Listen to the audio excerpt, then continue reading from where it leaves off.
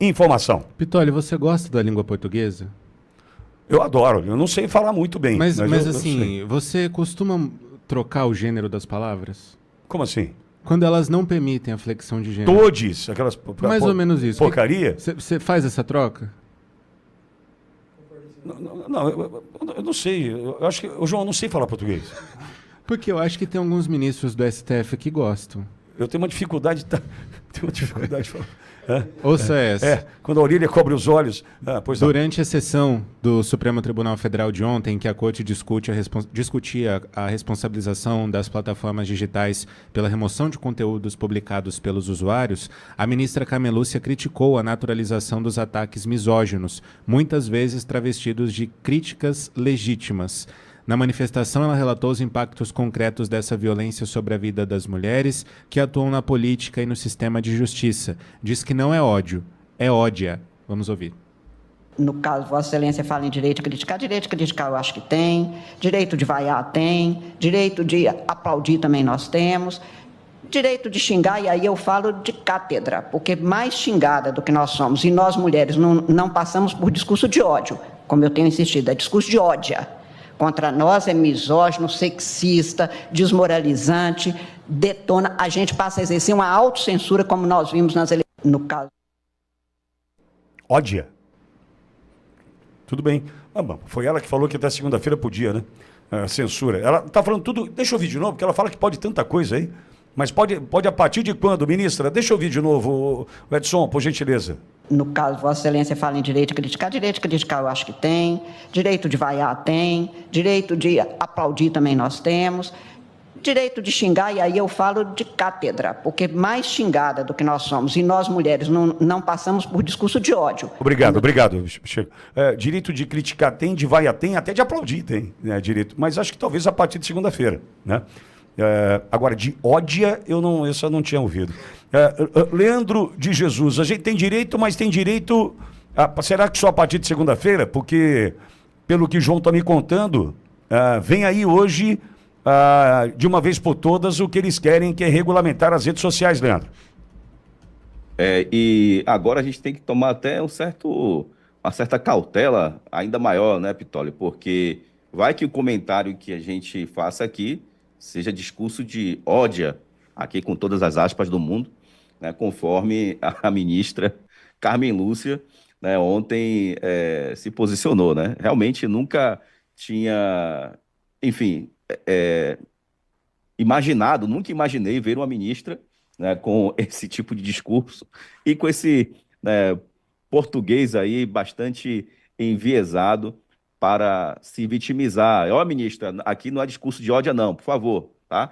Mas será que com esse posicionamento, este julgamento, né, do Marco Civil da Internet, né, que eu faço sempre questão, Pitoli, de relembrar o que eles estão julgando.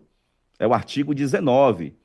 E o artigo 19 do Marco Civil da Internet, ele é bem claro quando ele diz aqui, já no seu início, não vou ler o artigo 19 todo não, com o intuito de assegurar a liberdade de expressão e impedir a censura. É disso que nós estamos falando, o artigo do Marco Civil da Internet, né, que eles já julgaram, né, já tem maioria, né, para, enfim, tornar inconstitucional aqui esse artigo. Então, se trata de assegurar a liberdade de expressão e de impedir a censura. Então, foi exatamente isto daqui que o STF decidiu riscar da vida do povo brasileiro no mundo digital. Tá? Então, esta segurança de ter liberdade de expressão, esta segurança de impedir a censura, caiu por terra por decisão da Suprema Corte, da maioria que já se posicionou. Então, e aí vemos a ministra dizer que ainda se pode criticar. Até que ponto? Fica aqui a pergunta. Até que ponto se pode criticar? Até que ponto poderemos, Pitoli, discordar? Porque nós vimos em tantos momentos nos últimos anos, porque nós criticamos algumas situações, porque nós discordamos de algumas situações e fomos perseguidos, pessoas foram silenciadas, perfis foram derrubados, pessoas foram desmonetizadas. Outros tiveram que se exilar fora do país porque discordam. Então vamos lá, a ministra diz que criticar ainda pode. Eu vou fazer aqui uma pergunta muito sincera. Eu posso criticar, então, o modelo de urna eletrônica que está aí? Eu posso discordar, eu posso criticar, eu posso trazer fundamentos sobre o porquê que eu discordo desse modelo de urna eletrônica e porquê que ela possivelmente é insegura para o nosso sistema eleitoral? Posso realmente? Ou isso vai ser enquadrado como discurso de ódio ou discurso antidemocrático? É uma pergunta muito sincera. Perfeito. Porque assim, Pitoli, é algo assim de tamanha cara de pau, sinceramente, né, usar aqui esses termos para ficar bem claro, porque nós sabemos o que é que eles vão fazer com tudo isso. Esse julgamento não é à toa. Está se aproximando aí as eleições de 2026 e eles sabem que precisam controlar a informação, precisam controlar a opinião para poder sufocar o povo brasileiro, sufocar a verdadeira opinião do povo brasileiro em sua maioria. Não é à toa que eles resolveram exatamente cortar aí o artigo 19, que exatamente nos garantia a liberdade de expressão e também, obviamente, evitar a censura no Brasil. Mais uma derrota para o governo. A Câmara derrubou o decreto do presidente Lula que aumentava o imposto sobre operações financeiras. E o Senado seguiu a Câmara e também derrubou em votação simbólica o anúncio do governo. Assunto para o Alan Gani, que já está por aqui, para trazer também as repercussões e os desdobramentos do campo aí econômico, né, Gani? Bom dia para você. Bom dia, Soraya. Bom dia a toda a nossa audiência. Pois é, agora a alíquota do IOF fica menor para diversas modalidades, tanto de crédito quanto de câmbio. Então, por exemplo, você que viajava, né, para o exterior, usava o cartão de crédito, cartão de débito, cartão pré-pago, a alíquota era de 3,5%. Agora passa para 3,38%. Manutenção de contas no exterior, aquela conta global. Anteriormente, 3,5%. Agora passa para 1,10%. O crédito PJ, que tinha uma alíquota de 0,38%, que o governo tinha colocado, mais 0,0082% ao dia, agora também cai para 0,38%, mais 0,0041% ao dia. Ou seja, cai pela metade. Cai também o IOF do risco sacado, aquela antecipação dos recebíveis. Cai o IOF também de 5% para a tributação dos fundos de previdência, o PGBL e o VGBL. Agora, qual que é a má notícia para o governo? Como eu estou falando de uma queda de tributação, seja para o crédito pessoa jurídica, fundos de previdência, risco sacado, operações cambiais, significa perda de arrecadação. E aí, Soraya, é uma baita dor de cabeça para conseguir fechar as contas. Evidentemente que o setor bancário gostou, evidentemente que os consumidores, para fazer aí as suas viagens, gostaram, o setor de turismo também gostou, o setor de importação gostou, mas quem não gostou foi justamente o governo federal com a perda da arrecadação.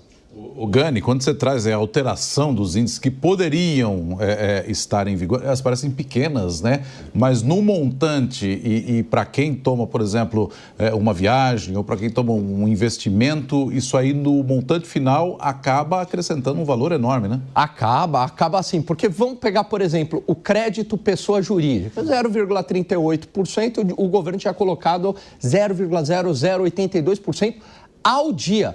Parece pouco, mas não é. E agora cai pela metade, vai para 0,0041% ao dia. Isso, imagina quantas empresas não fazem empréstimos e financiamentos com os bancos diariamente. Então isso, né, pode parecer que é uma alíquota pequena, mas na hora que a gente junta tudo, o volume é muito grande. O mesmo vale para as operações cambiais, né? Então a gente está falando lá de 3,5% no cartão de crédito, passa para 3,38%, vale também para o cartão de débito, mas essa diferença significa um impacto muito grande na arrecadação. Moeda em espécie, que antes era 3,5% com a medida do governo, agora passa para 1,10%, ou seja, perda de arrecadação. Como eu falei, Nonato, evidentemente que nós aqui, né, a população gosta de pagar menos imposto. Agora, o governo não gosta de perder receita tributária. Valeu, Alan Gani, explicando para a gente direitinho essa questão e como fica, né, a situação de arrecadação a partir de agora também.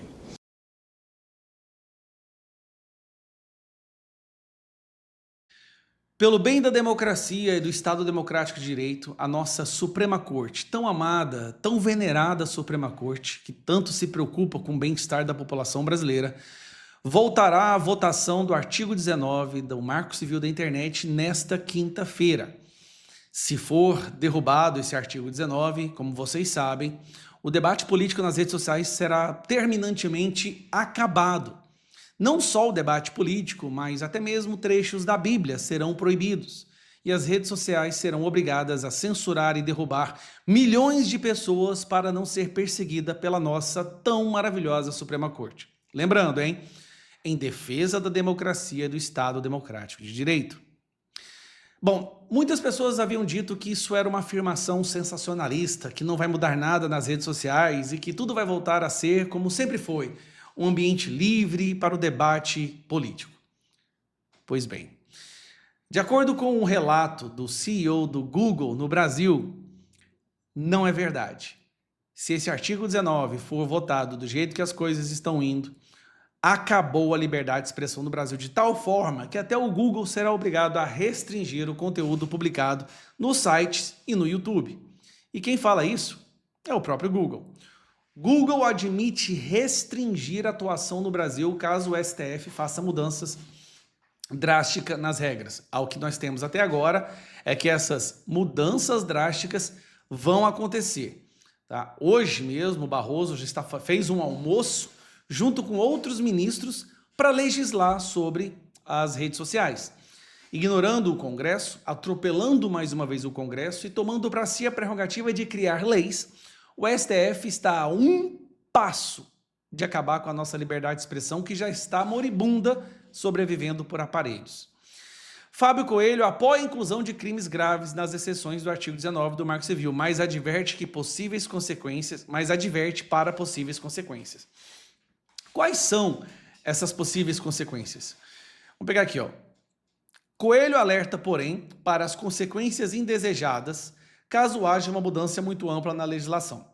Dependendo de como for essa atualização do artigo 19, isso pode nos tornar um pouco menos partícipes de todas as discussões que ocorrem no Brasil e nos levar a remover mais conteúdos do país.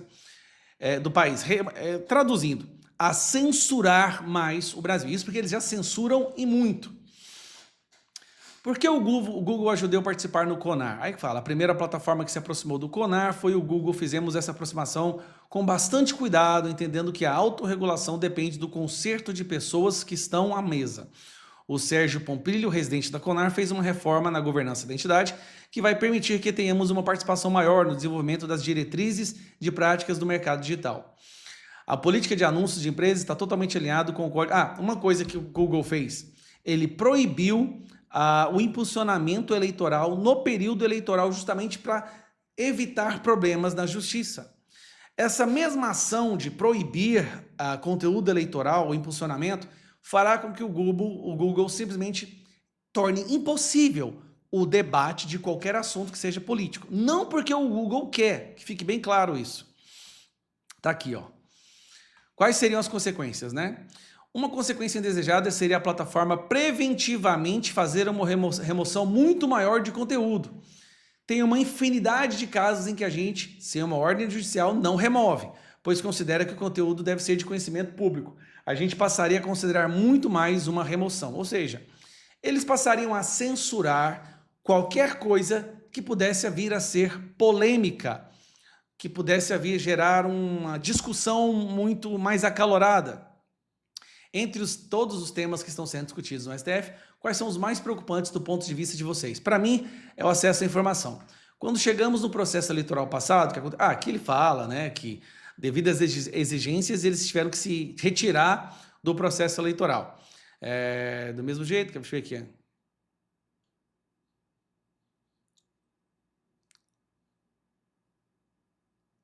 É isso. Tá. Então, o próprio Google está admitindo o quê? O resto da matéria é irrelevante. O próprio Google está admitindo que ele vai ter que restringir. A palavra restringir, gente, é porque ele não quer usar censurar.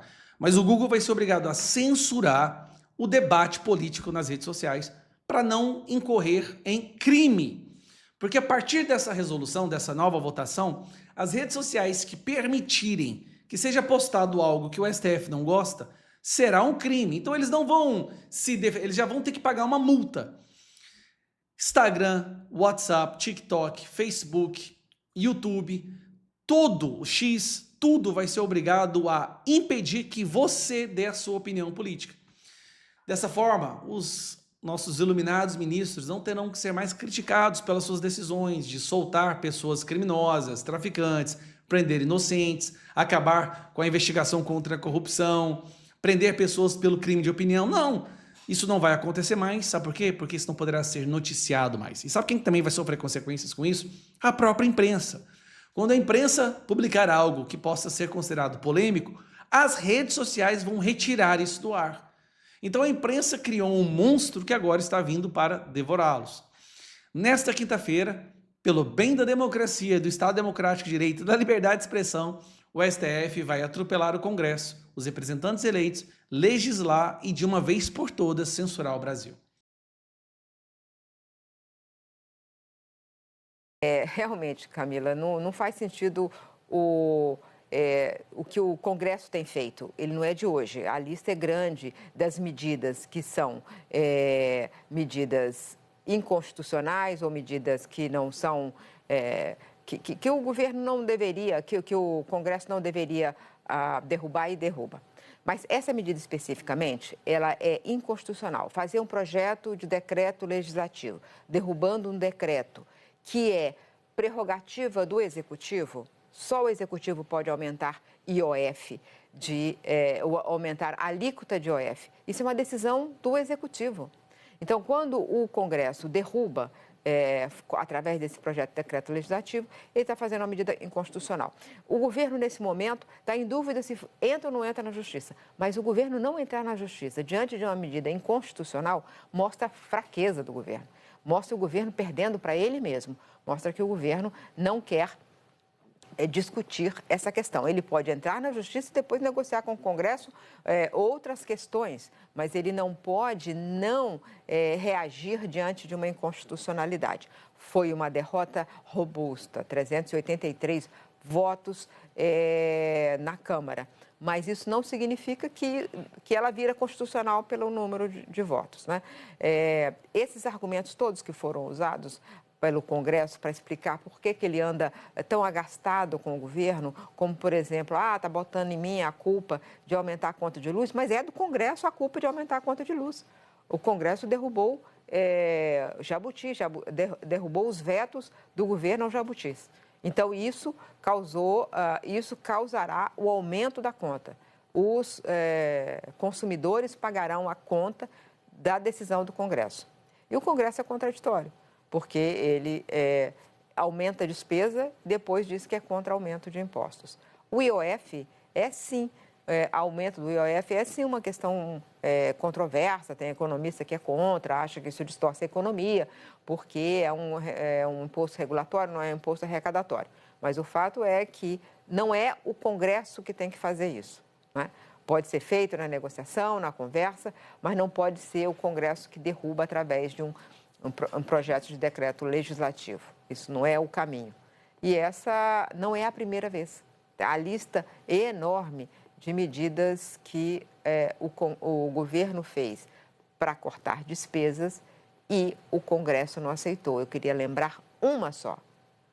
O Fundo Constitucional do Distrito Federal, que hoje é corrigido como percentual da receita corrente líquida. É um absurdo, porque quanto mais sobe a receita, mais ele recebe. Então, vive desse dinheiro que cresce o tempo todo. o governo propôs, vamos desvincular e apenas corrigir pela inflação. O Congresso não aceitou. Então, o Congresso não pode ficar dizendo que é a favor de ajuste fiscal, porque isso é demagogia. Na prática, a lista das medidas de ajuste que ele derrubou são enormes. E, Larissa, essa ampliação não veio do nada. O Hugo Mota já sinalizava isso. E aí também eu quero acrescentar uma outra pergunta, porque o Congresso poderia dizer assim, não, a Constituição está dizendo o critério da proporcionalidade. Verdade. Mas o Congresso também não diz, não, então nós vamos fazer uma emenda à Constituição, a gente vai mudar. Nós vamos mudar o critério, ter menos representantes para reduzir o gasto. Isso também não fizeram, né, minha amiga? Elias, e é engraçado assim, porque obviamente isso é previsto e era para acontecer essa movimentação. Mas o que era para acontecer? Nós temos hoje 513 deputados. Alguns estados cresceram mais que outros. Então, o que era para acontecer para equilibrar essa balança? Por quê? Porque um deputado, o número de deputados depende do tamanho da população desse estado. Então, um estado que diminuiu de tamanho, como alguns estados ali do Nordeste, estava pegando aqui Alagoas, Pernambuco, Paraíba, Bahia, teriam deputados a menos e aqueles outros estados que aumentaram o seu tamanho populacional, a quantidade de eleitores, aumentariam o número de deputados. Aí entra nessa conta Santa Catarina, Amazonas, Mato Grosso. E dessa maneira, continuaríamos com 513 deputados, como acontece, né, desde a Constituição praticamente. Mas qual que foi o acordo? E respondendo a sua pergunta, foi firmado um acordo ainda durante a campanha e Hugo Mota se comprometeu com esses parlamentares de que aumentaria o número de deputados desses estados que aumentaram, né, também o número da sua população, mas não diminuiria o número de deputados daqueles estados que diminuíram a sua população. Por isso que a gente vai ter esse aumento. Vai aumentar o número de deputados dos estados que aumentaram e é ok, é previsto. Se tem mais gente, eles têm que ter uma representação maior dentro da Câmara dos Deputados. Mas não vai diminuir o número de deputados desses estados que eu citei como exemplo. E esse foi o acordo firmado ali durante a eleição de Hugo Mota. A gente sabe de uma reunião que ele teve, por exemplo, com a bancada do Rio de Janeiro, se comprometendo a não diminuir o número de deputados do Rio de Janeiro, porque era para passar por essa diminuição o estado ali, né, o estado do Rio de Janeiro, de acordo com a diminuição da sua população. Outra coisa, ele é da Paraíba, o deputado Hugo Mota, presidente da Câmara dos Deputados, e vários estados do Nordeste teriam que diminuir o número dos seus deputados caso acontecesse essa reformulação. E ele se comprometeu com os estados do Nordeste, incluindo o seu estado, que é a Paraíba, a não ter a diminuição do número de parlamentares, de deputados ali na Paraíba. Então, ao invés de reformular como é previsto na nossa Constituição, eles aumentaram aqueles que teriam direito a mais, mas não tiraram vagas daqueles que deveriam ter diminuído. Eu até entendo cá entre nós, né, já que a gente está nessa conversa franca aqui, que seria um problema para o Nordeste em questão de representação, essa diminuição. E que para muitos e para especialistas, essa balança de representatividade dentro da Câmara dos Deputados seria um problema. Mas aí eu jogo para um futuro não tão longe assim. Se continuarmos só aumentando o número de deputados com o passar do tempo, de acordo com aqueles estados que aumentarem a sua população e não diminuirmos, qual o número de deputados teremos daqui 10, 20, 30 anos? Teremos 600 deputados? O quanto isso, né? Eu estou aqui chutando um número. O quanto isso é possível pensando num país que gasta muito com seus parlamentares. E aí, para terminar, é importante a gente destacar. Foi promessa de Hugo Mota, então foi esse acordo firmado com os estados do Nordeste e com o Rio de Janeiro, que não teria diminuição, mas em contrapartida foi também firmado esse acordo que teria de fato um aumento desses outros estados em número de deputados. É uma discussão que temos que ter a longo prazo em questão de país mesmo. Se continuarmos só aumentando e não diminuindo, o quanto ficará ainda mais inviável a manutenção orçamentária da Câmara dos Deputados e assim ao passar dos anos. E um último detalhe que me incomoda muito. Como que é a minha cabeça que há 10 anos anos pensa, hoje a gente tem votação na Câmara. Não, esse projeto de lei precisa só de maioria absoluta, 257 deputados. Não, a gente vai votar uma PEC agora, quórum qualificado, 3/5 dos deputados, 308. Até a gente acostumar a fazer as contas, Sim. do que é metade mais ideia. um, do que é 3/5. Decorar o do nome que é de todo 2/3 daquela Câmara dos Deputados, vai demorar uns anos aí. Vou ter que ter uma colinha daquilo que já é tão automático nessa cabeça aqui. E decorar o nome de todo mundo, né? Porque a gente já vive na sociedade aquele lance que poucas pessoas lembram o deputado, a deputada que... E não é desmerecer o trabalho do congressista, que é representante do povo, que está lá dentro do Congresso para levar a tua voz. É que na vida real as pessoas não lembram, não cobram, não fiscalizam. A gente não pode levar como referência o nosso trabalho de jornalista. A gente é bolha. O Brasilzão, tem gente que não tem saneamento.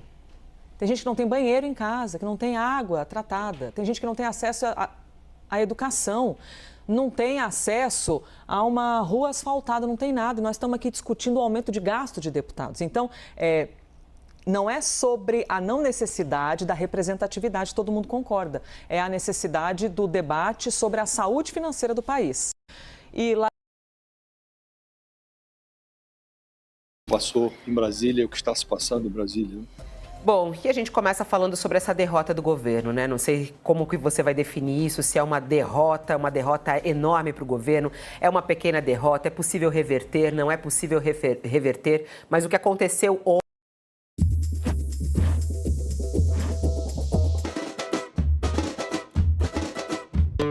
ontem no Congresso Brasileiro foi justamente que eles derrubaram uma medida que o governo considerava extremamente importante, que é o aumento do IOF para olhar para as contas públicas, sanar problemas de contas públicas no nosso país. Deputados e senadores aprovaram ontem esse projeto de decreto legislativo que derruba, né? O objetivo é esse, derrubar as regras do imposto do IOF. Na Câmara, a votação foi humilhante para o governo, né? 383 votos a favor e 98 contra. Apenas o PT e o PSOL-Rede votaram contra. No plenário do Senado, a aprovação foi simbólica, sem a contagem de votos. O Congresso não derrubava um decreto presidencial desde a gestão de Fernando Collor. E agora há toda aí uma análise no governo do que fazer com essa derrota. O ministro da Fazenda, Fernando Haddad, deu uma entrevista ao jornal Folha de São Paulo e disse que o governo avalia 3 alternativas: ir à justiça contra a decisão, buscar uma nova fonte de receita ou fazer um novo corte no orçamento que vai pesar para todo mundo, foi o que disse Haddad. Vamos lá, Josias, o que representa essa decisão do Congresso brasileiro para o governo Lula? É a maior derrota que o Lula já sofreu no Congresso nesse terceiro mandato.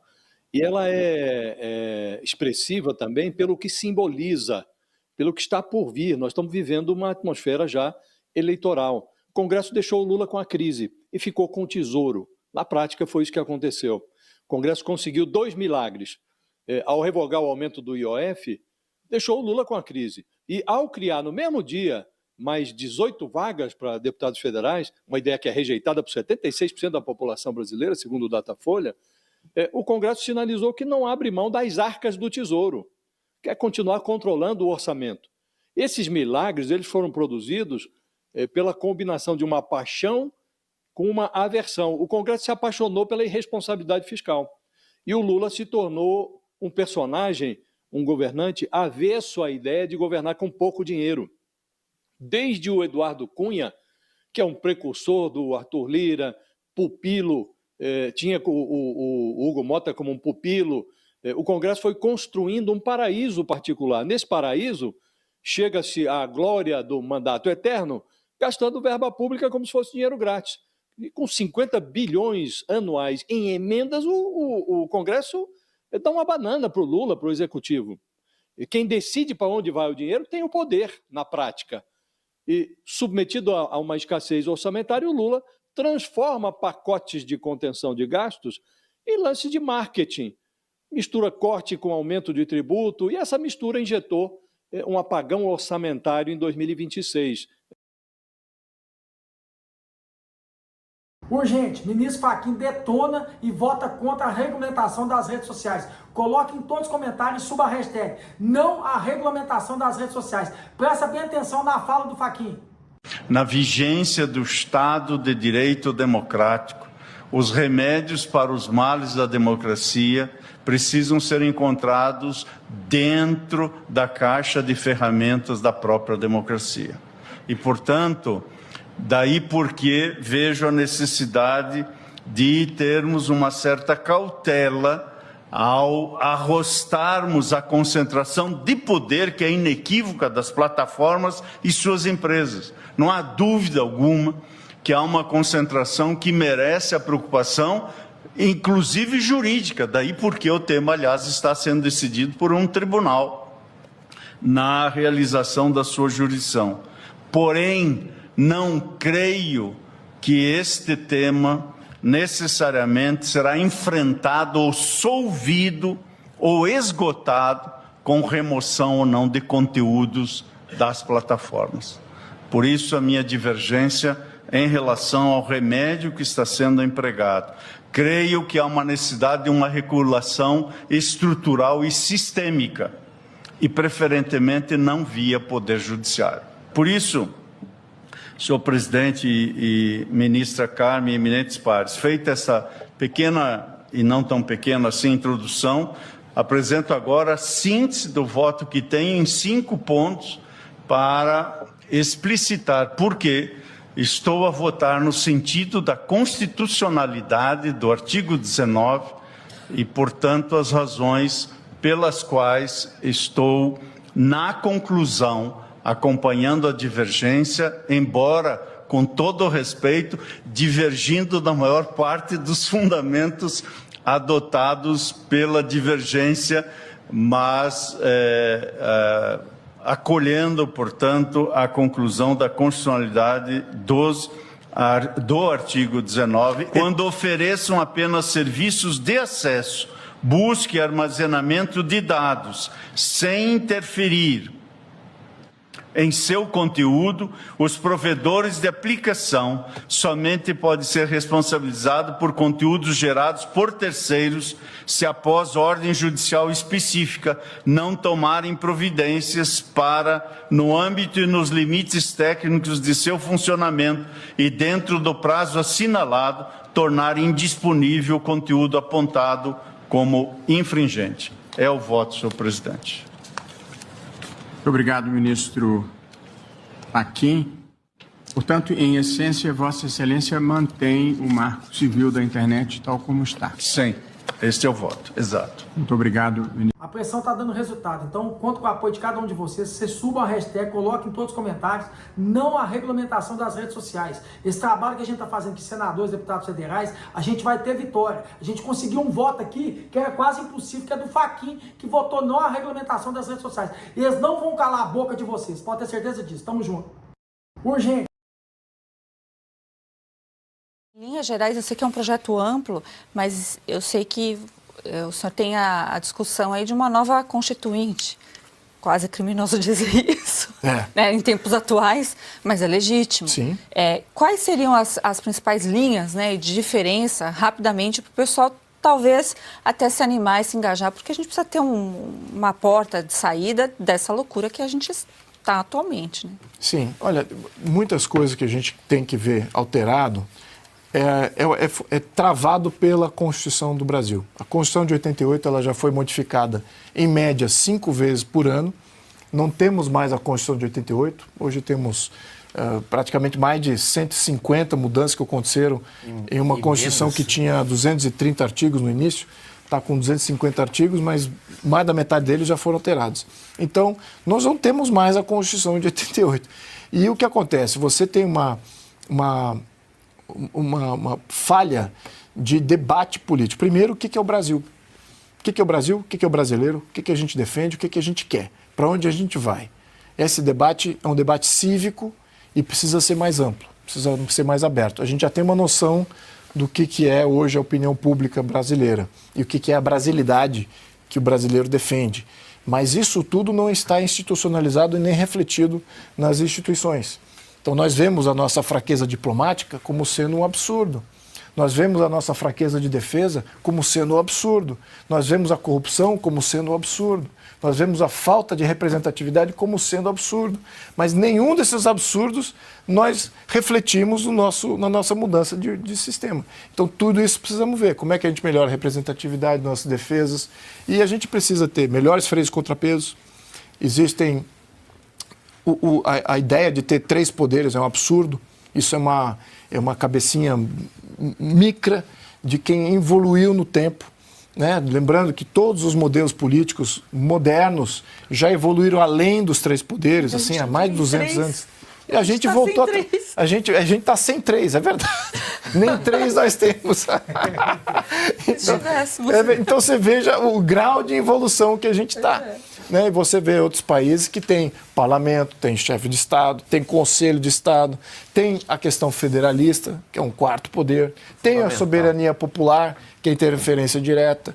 Então você tem aí um amplo espectro de poderes que existem de verdade, mas que não estão regulamentados. É por isso que a solução, invariavelmente, nós vemos esse mesmo problema. Quando você tem um impasse político, onde é que é resolvido os problemas? É, por acaso, na luz do debate político do parlamento? Ou é numa mansão qualquer lá em Brasília, numa festinha qualquer que eles fazem lá, regada a lagosta e uma série de outros apetrechos, para fazer a composição da solução? Então, isso está errado. Né? Modelos modernos têm discussões de soluções à luz das suas instituições, na luz da opinião pública. E nós não temos nada disso. Então, é isso que a gente precisa entender. Quando o eleitor entender que não é só uma questão eleitoral, ele vai começar a exigir mais dos seus eleitos. E essa exigência invariavelmente vai tocar. Espera aí, o problema é constitucional então, porque a Constituição é que define os sistemas. Então, quais reformas que a gente precisa definir? Reforma do judiciário, reforma do sistema eleitoral, reforma do parlamento. E isso requer uma nova Constituição. Não dá para você tentar reformar isoladamente com os deputados eleitos debaixo de uma Constituição que jura respeitar aquela Constituição, sendo que a gente está discutindo aqui soluções que não estão dentro da baliza constitucional. Então precisamos de uma Constituinte para debater uma Constituição nova.